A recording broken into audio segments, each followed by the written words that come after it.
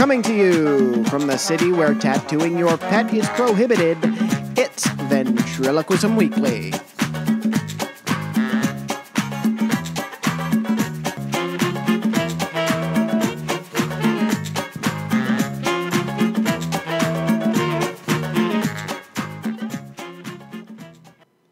Hey guys, Matt Bailey here. Today, Adam DeFilippi joins us. Adam is a 24-year-old actor with a budding career whose journey started in ventriloquism. We talk about everything, from his career today to how a horror series got him started in Vent. Here now, our interview with Adam DeFilippi. Adam DeFilippi, welcome to Ventriloquism Weekly. How are you today, sir? I'm good. How are you? I'm great. Thanks so much for doing this.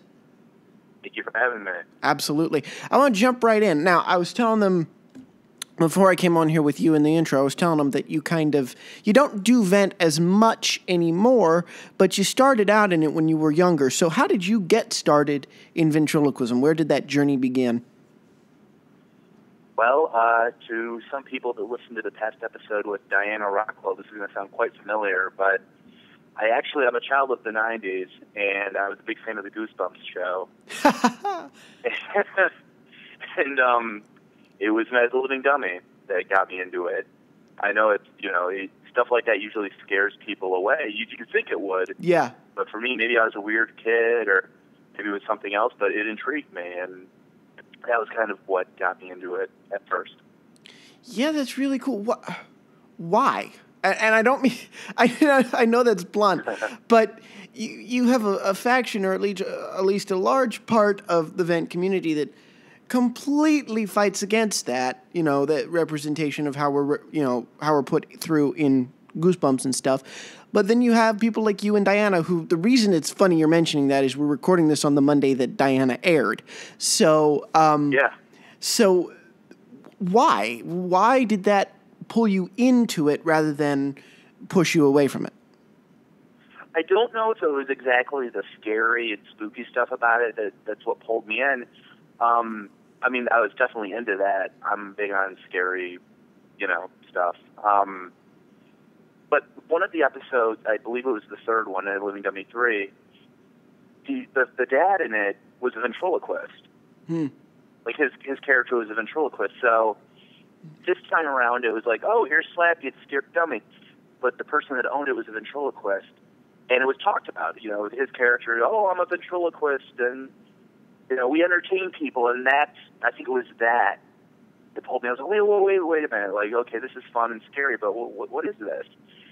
Because, in my generation, I wish I could say that I was from that time where Jimmy Nelson or Paul Winchell, I wasn't in that generation. I actually did watch Jerry Lewis, but it was at such a young age I didn't realize, this is ventriloquism, this is something people do.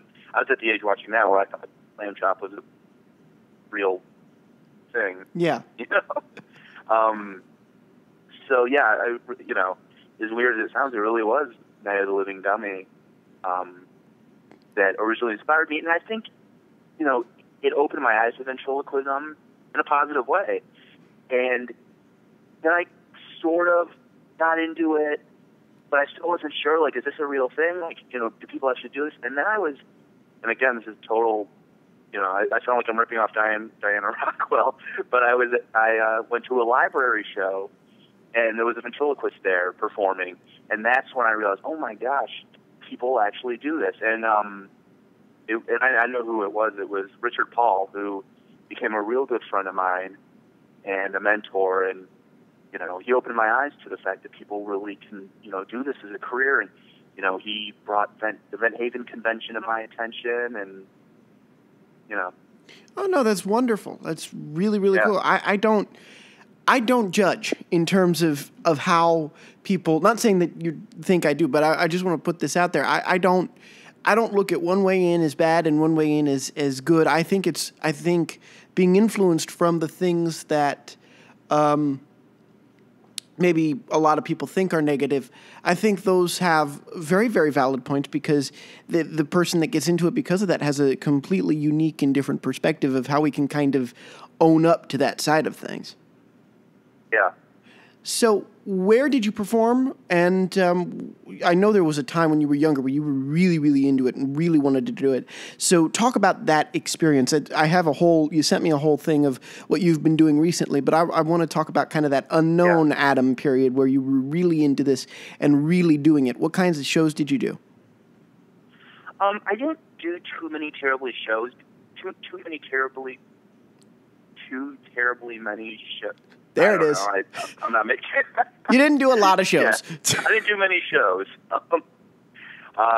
Mainly because I couldn't form a sentence. No, I'm just kidding. I love it. Yeah, I didn't do too many actual shows because the timeline of, really actively pursuing it, I was young. So I wasn't at an age where I could, walk into a venue and say, hey, pay me. Like, Yeah. I was still kind of working my way up on it. I did perform at Event Haven in 2005. I was 15. That was kind of my one big hoorah, and it was amazing. And, it was an amazing experience. But other than that, it was mostly just for neighborhood friends and, friends of the family that had, younger kids and, stuff like that. So what did you do with it? What were your characters and what did you do with those characters? I still have them. It's an Albert Alfaro Imaginarium Galleries figure. Oh, cool. Yeah. His name was Max, and he's a red-haired, freckled figure. And at that age, too, I was big in musical theater and singing and all that. And so I did a lot of, I would incorporate singing into my acting. Back then, I was big on opera singing. Mm-hmm. And I would sing, my whole shtick was I would sing and Max would make fun of me. And, that was kind of my thing. It was just, jokes incorporated with music and singing and stuff like that. That's great. When did you start to move away from it? I don't want to say move away. That's the poor word choice. It's a poor word choice at best. Shift my focus elsewhere. Maybe. Yes, shift your focus to this incredible indie film career that you're really just starting, but have already had some awesome credits in. And I'm going to go to this list you sent me and take a look as you start to talk about that shift. Okay. I don't know if I have an exact age when it started to shift. Probably late high school, because I was getting way more in, my attention and commitments were pulled more towards, musical theater and plays and singing in the choir and stuff like that. So, and, I was really, deep into that stuff at the time. And it was when I was 18 that I, worked on my first film. Well, not my film, but, but, I worked on, one of my very first films. How old are you now? Let's give our audience some perspective. I should ask this at the top. How old am I now? Yes, sir. 24. 24, awesome. And yeah, I got more into acting and, it's just something I was more committed to. And, this is an interesting thing. I heard an actor say this one time.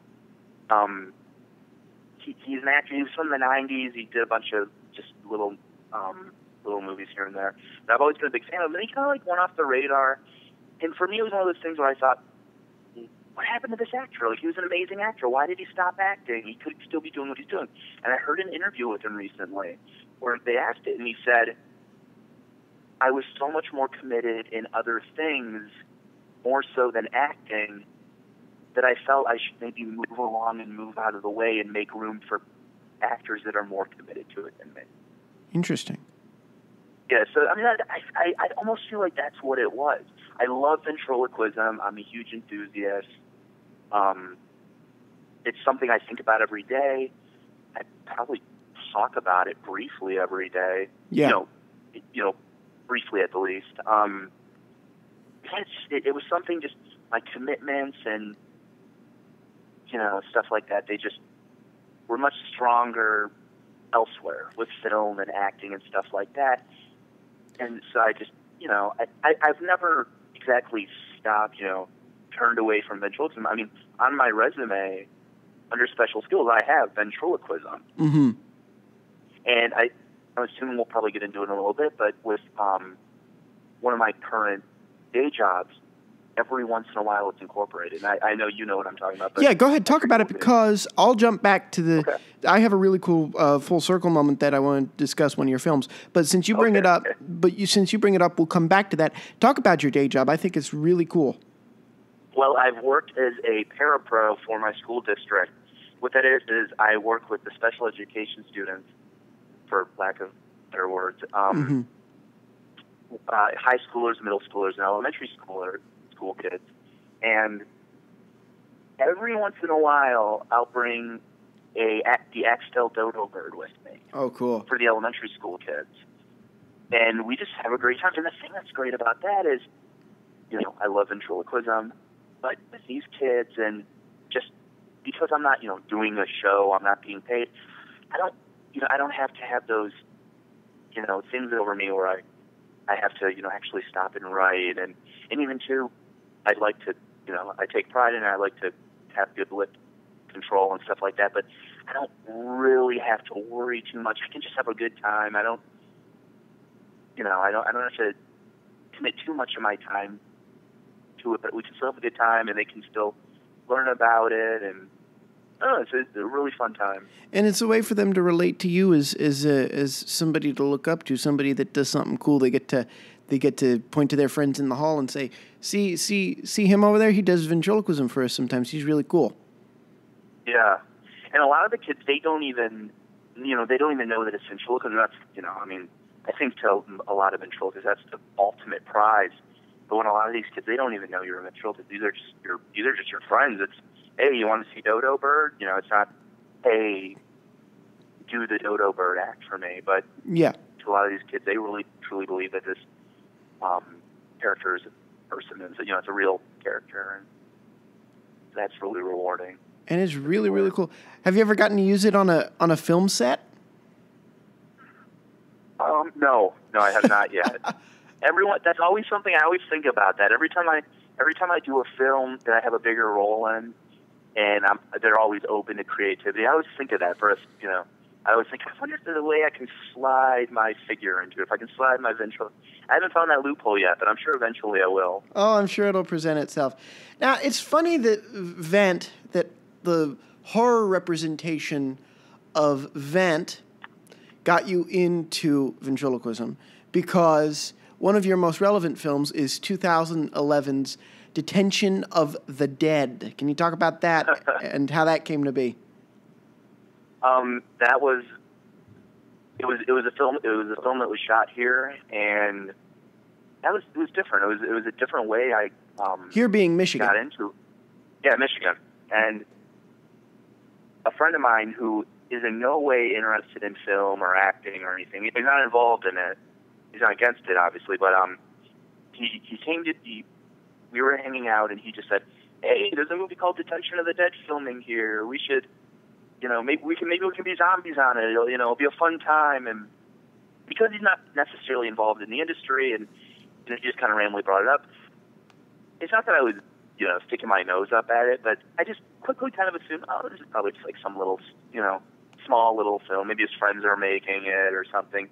And he didn't really go into too much detail, so I didn't really think too much about it. And I sent them an email and just said, hey, if you want a zombie, I'll be interested. Fun time. And that was kind of it. And then a couple of weeks went into filming, and I looked it up online, and I saw the cast, and we had, one of the actors is from Glee, and we have another actress who's from Revenge, and we have one guy who's from Twilight. And I was like, whoa, this is a real movie. What am I doing? Like, I really want to get on this now. And so I got in touch with them, which is different because usually with the agency I'm with, they're kind of contacting me a lot.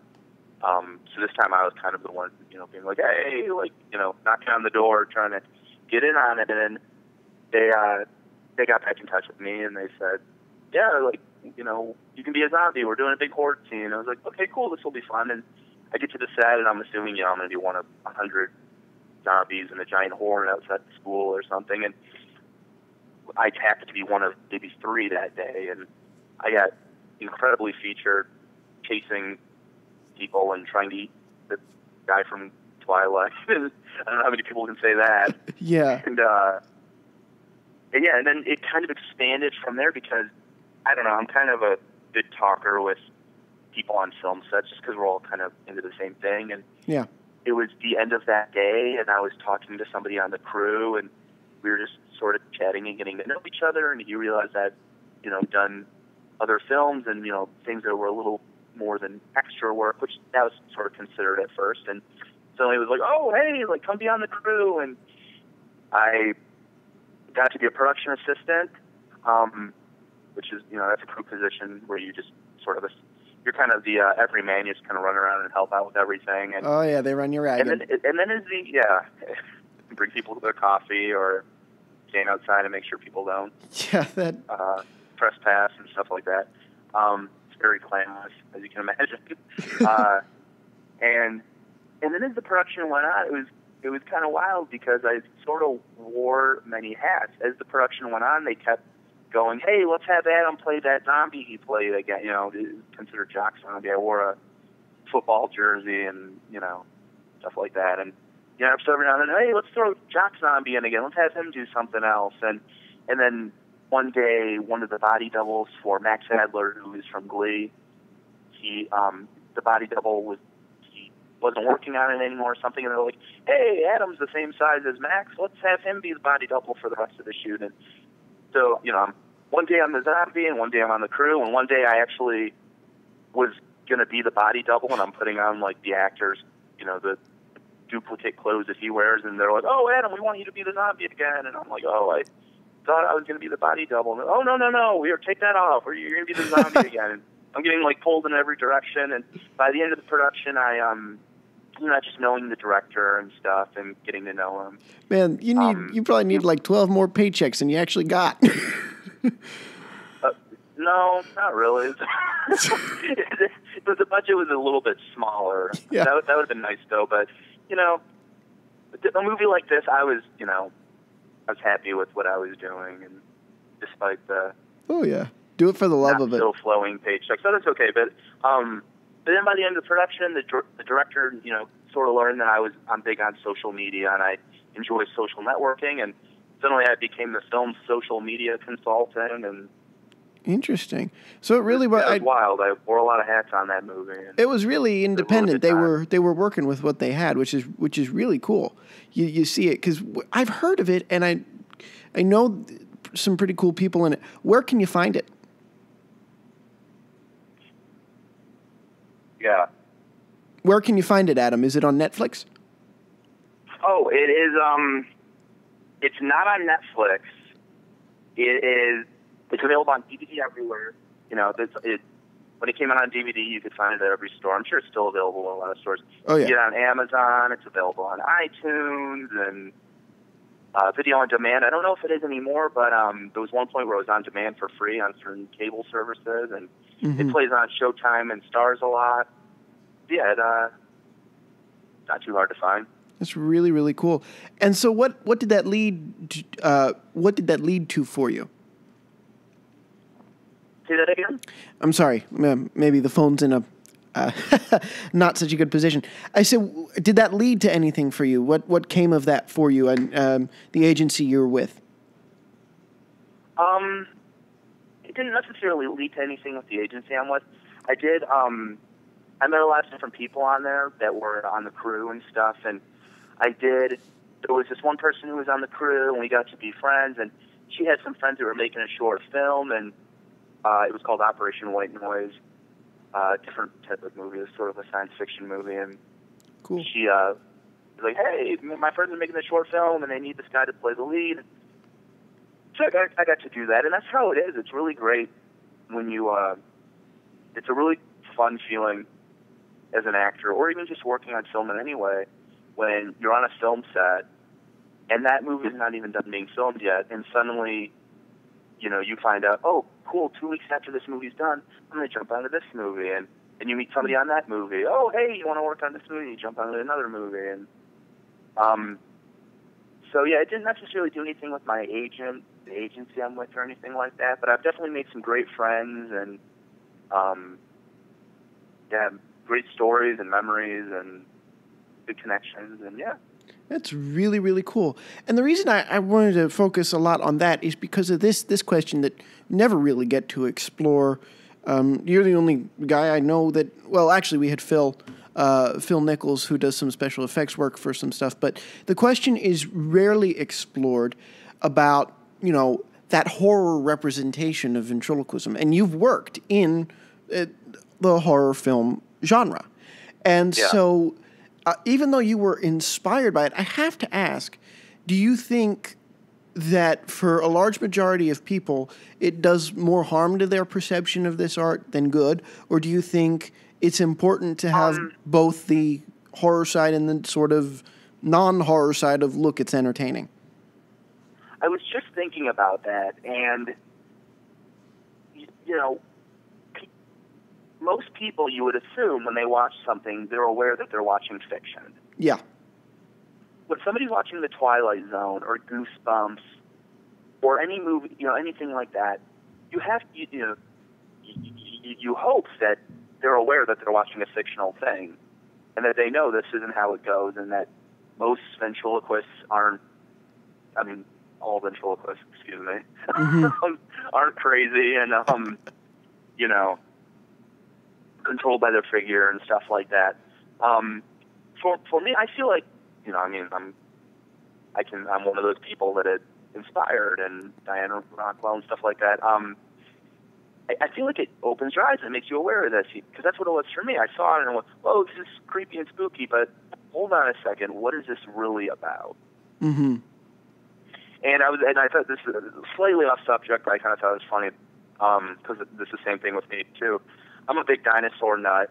I'm a mega Jurassic Park fan, and I thought about that, and I thought, how many kids out there love dinosaurs? They're not afraid of dinosaurs. They just love dinosaurs. And it's because of Jurassic Park. But almost all of Jurassic Park, the dinosaurs are trying to eat people. Yeah. It's all about, Never thought about the it people, like that. recognizing the line between fiction and reality and stuff like that. That's a really cool way to put it. That's would you want to do a ventriloquism related horror film? Wow, I've thought of that before, and I think it's been talked about. I thought, if somebody asked me to do that, would I do it? Would I feel right doing it? It would really depend. It would really depend on the story, the writing, the respect. But yeah, it's definitely not something that I would turn away. It has to be done right. It would just depend on a lot of things. Yeah. That's really cool. I'm glad to hear that. I'm glad to hear you do it, and not that I would expect that you wouldn't. I'm just glad to hear that you would do it only if the material presented itself in the right way. That's really noble, and it shows that through and through you are dedicated to this art form. So I want to wrap with our final question that I always like to ask, which is, what do you want to see, especially being just a couple steps removed from it now, what do you want to see with ventriloquism, the generation coming up today? What I would like to see is... I want to see more people find their niche. It seems like I see a lot of ventriloquists, and they're great. But you watch their different shows or their different open mics, and it just seems like they're trying to find their niche, their place more. You'll watch one show and they're really kid friendly in one way, but then in another way they're kind of edgy. And in another way, they're really interactive, but in another way, they're really reserved. And I'm not saying that about everybody, but I would just, I don't know, I would refer to that answer might not have been exactly right for the question, but. No, it's great. It's great. Yeah, no. I would love for everybody to find, again, I guess that's the way. I would love for everybody to find their niche, find your place, find, yeah. Find where you belong. All right. Thank you so much, Adam DeFilippi. Thank you so much for coming on the show, and I wish you nothing but the best and success in your career. Looks like you're already having it. Thank you so much. Oh, thank you so much. Thank you again to Adam. Next week, Sylvia Fletcher shares her awesome story with us. Did you know her and her husband performed together? That's it for us this week. A reminder, you can find all you need to know about Ventriloquism Weekly by going to our website, ventriloquismweekly.com. Reach out by emailing ventriloquismweekly@gmail.com, and you can like our page on Facebook at facebook.com/talk42. Tweet us and tweet about us using @ and hashtag talk42. That's TALKFORTWO. From New York, signing off for Ventriloquism Weekly, I'm Matt Bailey, reminding all you vents out there to keep talking for two.